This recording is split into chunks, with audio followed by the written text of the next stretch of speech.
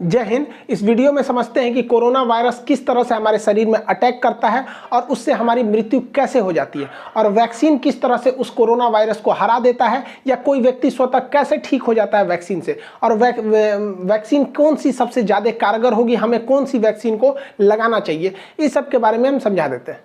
जैसा आप सब जानते हैं कि कोरोना जो है कहीं ना कहीं संपर्क में आने से ही फैलता है किसी इन्फेक्टेड व्यक्ति से, जिसमें सबसे ज़्यादा महत्वपूर्ण होता है ये इसका जो ड्रॉपलेट्स होता है। ये सब आपको पता है, इसीलिए थोड़ा सा 1 मीटर दूरी जो कहा जाता है कि कम से कम गैप बना के रखना चाहिए।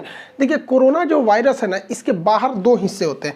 एक इसका जो बाहर इस तरह से निकला हुआ है नोकीला भाग, इसे कहते हैं स्पाइक प्रोटीन। यही सबसे घातक है, स्पाइक प्रोटीन। अगर इसका जो स्पाइक प्रोटीन है, ये बाहर वाला, अगर इसको तोड़ दिया जाए, इसको टकला कर दिया जाए, तो किसी काम का नहीं, फिर कोरोना से कोई नहीं डरेगा, यही भाग जाएगा। और इसके अंदर एक होता है गुच्छा जैसा, ये इसे कहते हैं जेनेटिक मटेरियल।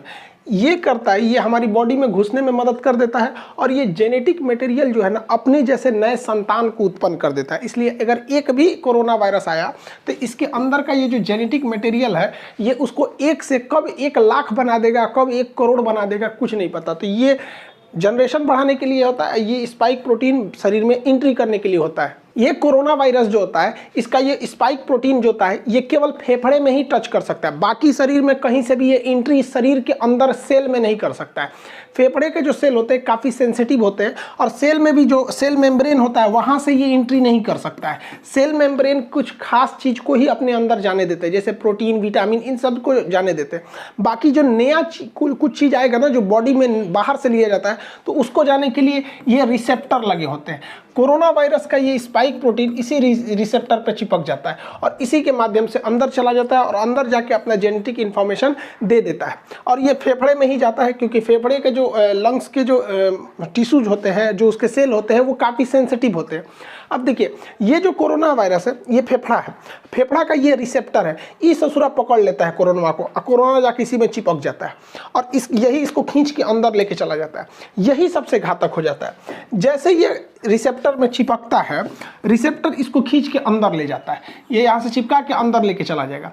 अंदर जाने के बाद इसका जेनेटिक मटेरियल जो है, आरएनए जो है, ये हमारे शरीर के अंदर जाके डीएनए से मैच करने लगता है, हम लोग के फेफड़ा के अंदर चला जाता है। और फेफड़ा के अंदर जाने के बाद, जैसे ये इसके रिसेप्टर पे टच हुआ इसका स्पाइक प्रोटीन, और ये इसको लेके अंदर गया, और अंदर जाने के बाद ये क्या करता है, हमारा न्यूक्लियस जो है, हमारे शरीर का जो न्यूक्लियस है, ये बहुत सीधा साधा है। इसको पता है कि स्पाइक प्रोटीन से जो भी ये रिसेप्टर से अंदर आ रहा है, वो ठीक ठाक आदमी है। तो इस ससुरा जो कोरोना है, इस सीधे जाके पूछता है न्यूक्लियस से कि फोटोकॉपी मशीन कहाँ है, कहाँ है वो फोटोकॉपी मशीन जिससे नए नए चीज़ों के बनते हैं। तो हमारे शरीर में फोटोकॉपी मशीन का काम करता है राइबोसोम। ये राइबोसोम धड़ाधड़ फोटोकॉपी करता है, किस चीज़ का, तो प्रोटीन का। तो हमारे शरीर में धड़ाधड़ प्रोटीन निर्माण करने का काम करता है यही राइबोसोम। अब देखिए, फोटोकॉपी मशीन की एक खराबी है, इस पर कौन सा पेपर रखे हैं, ये उसी का कॉपी करेगा, इसको नहीं पता कि कॉपी क्या हो रहा है। अब ये जो कोरोना वायरस है, इस रिसेप्टर के माध्यम से न्यूक्लियस में आ गया है, न्यूक्लियस इसको बता दिया कि राइबोसोम के पास चले जाओ, वही फोटोकॉपी करता है। अब ये छोटा जो कोरोना वायरस है, ये क्या करेगा, इस फोटोकॉपी के पास जाएगा, और यहाँ जो प्रोटीन वाला पेपर रखा है उसको हटा के अपना जेनेटिक मटेरियल रख देगा जो इसके अंदर है, मतलब अपने खानदान का फोटोकॉपी कराने लगेगा। अब एक कोरोना वायरस अंदर गया था, लेकिन राइबोसोम की मदद से वो अपने हजारों कॉपी अंदर बनाने लगा, और फेफड़ा के अंदर धड़ाधड़ धड़ाधड़ धड़ाधड़ कोरोना वायरस बनने लगे सब। अब हमारा ही बॉडी उसको कोरोना वायरस बना रहा है।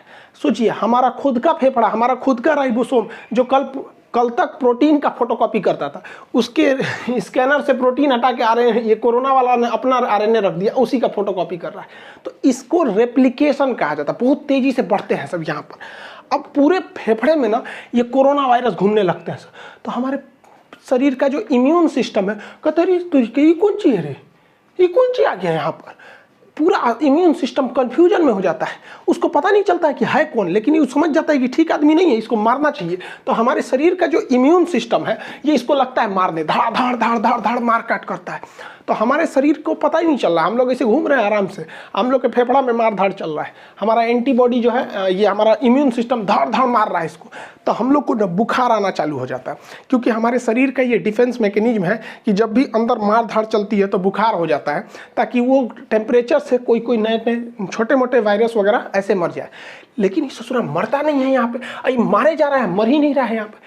तो न्यूक्लियस कहता है कि रे आप बकलोलवा, वो मारने से नहीं मरेगा, यहाँ फोटोकॉपी होके उधड़ाधड़ निकल रहा है, इसकी कमी ही नहीं कर सकते तुम मार के। तो ये कहता है कि भैया तो हम कौन सी करें। तो न्यूक्लियस इसको बताता है हमारे इम्यून सिस्टम को कि एक काम करो, तुम एंटीबॉडी बनाओ, क्योंकि इसको घुसने से रोको, क्योंकि अगर ये घुस जाएगा ना, एगो तो घुस के अपना फोटोकॉपी बना ही रहा है, इसको घुसने से रोको। तो ये कहता है कि क्या करे, यही रिसेप्टरवा नोच देगा। तो ये कहता है अरे भैया ओकरा मत नोच, एके नोच देगा ना तो कब वो दवाई खाएगा तो दवाइयों अंदर नहीं जाएगा। एक काम करना, इसी को बर्बाद कर दो, इसका जो खोपड़िया है, इसको खोपड़िया को कैसे भी बर्बाद करो। तो खोपड़िया का जो चिपकने वाला ना, उसका थुथुरा कूच दिया जाता है। तो थुथुरवा कूचने के लिए एक एंटीबॉडी होता है। तो हमारे शरीर का डिफेंस मैकेनिज्म एक एंटीबॉडी बनाता है। ये एंटीबॉडी जाके इसके मुंह से सट जाता है, मुंह से चिपक जाएगा। देखिए यहाँ जाके चिपक गया, ये ऐसे चिपक गया, ऐसे चिपक गया। तो ये चिपक जाते हैं सब, तो वो जैसे चिपक जाएगा तो वो इससे नहीं सट पाएगा। अब इसके स्पाइक प्रोटीन जो हमारे फेफड़े के रिसेप्टर से सट रहा था, अगर एंटीबॉडी शरीर में बनने लगेगा तो जाके चिपक जाएगा इसकी स्पाइक प्रोटीन से, और वो चिपक नहीं पाएगा। बस इसी तरह कोरोना सही हो जाता है। जिसके शरीर में एंटीबॉडी बनने लगा, वो एंटीबॉडी जाके किससे चिपकेगा, कोरोना वायरस के यहाँ पर जो स्पाइक प्रोटीन है उससे, और इस सिस्टम को लॉक कर देगा। अब ये लॉक कर देगा तो ये वाला इसमें जा नहीं पाएगा। लेकिन इस ससुरा कोरोना के बाहर बहुत ज़्यादा स्पाइक प्रोटीन है, तो बहुत ज़्यादा मात्रा में एंटीबॉडी होना चाहिए, तभी ना ये सबको लॉक करेगा। अभी देखिए ना, 1 2 3 4 5 पाँचों को लॉक कर पाया, इस ससुरा कहीं ना कहीं से सट के घुस जाएगा। इसलिए हमारे शरीर में एंटीबॉडी ज़्यादा बनना चाहिए। देखिए यहाँ पे खूब ज़्यादा मात्रा में एंटीबॉडी बना है, ये सब देखिए एंटीबॉडी। तो जिसके शरीर में ज़्यादा एंटीबॉडी बना, वो कोरोना जैसे आया, एंटीबॉडी बन गया, धड़ाधड़ कोरोना का मुंह बंद कर दिया, अरे चुप ससुराना, तो तू सट के अंदर घुस जाएगा। और जिसमें ये एंटीबॉडी नहीं बन पाया, वही लोग मर जाते हैं। तो कहा जाता है जिसका इम्यून अच्छा होगा, अच्छा होने का मतलब वो एंटीबॉडी ज़्यादा बना देगा, कोरोना का मुंह चिपका देगा, थाप दिया, चल चुपचाप रहो यहाँ पे, अब वो बच जाएगा यहाँ पे। अब आपको एक बात समझ में आ रही होगी हल्का हल्का कि वैक्सीन क्या करेगा। वैक्सीन कुछ नहीं करेगा, बल्कि वैक्सीन इसी एंटीबॉडी को बनाएगा ताकि यह एंटीबॉडी कोरोना के स्पाइक प्रोटीन पर जाके सट जाए और उसका मुंह बंद कर दे। अगर मुंह बंद हो गया तो कोरोना हमारे शरीर के रिसेप्टर से टच होकर अंदर नहीं जा पाएगा, वैसे ही ऊपर घूमते घूमते अपने से